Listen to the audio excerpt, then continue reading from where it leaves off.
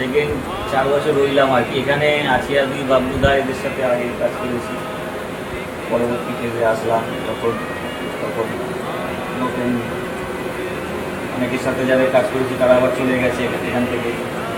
শেষ অবধি যারা রইল, পিলারদা, জনার্দন, রাজকুমার আসকে আসতে দেখলাম। আমি যখন এসে তখন অমিত ছিল, তন্ময় আসলো কিছুদিন পরে, বিক্রম কর্তা আসলো। যাই হোক,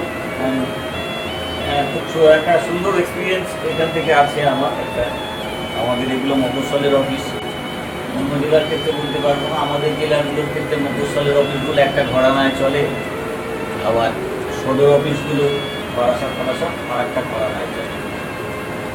ওই দিকটায় আবার সদরের দিকটা আবার কাজের পরিবেশটা যতটা জানি অনেকটা যান্ত্রিক, যে যার মতো কাজের পিছনেই দৌড়চ্ছে আর কি, কাজ শেষ যে যার বাড়িও আর কি।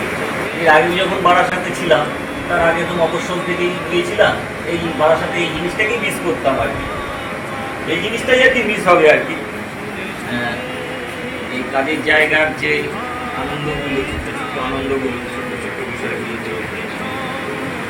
আর সকলের কাছ থেকেই একটা শেখার, কাজের আমি যেখানেই থাকি যেখানেই যাই না কেন, সব জায়গা থেকেই খুঁটিনাটি জিনিস থেকে, প্রত্যেকটা জিনিস থেকে সব শেখার চেষ্টা করি। প্রত্যেকের কাছ থেকেই পেয়েছি শেখার জিনিসপত্র।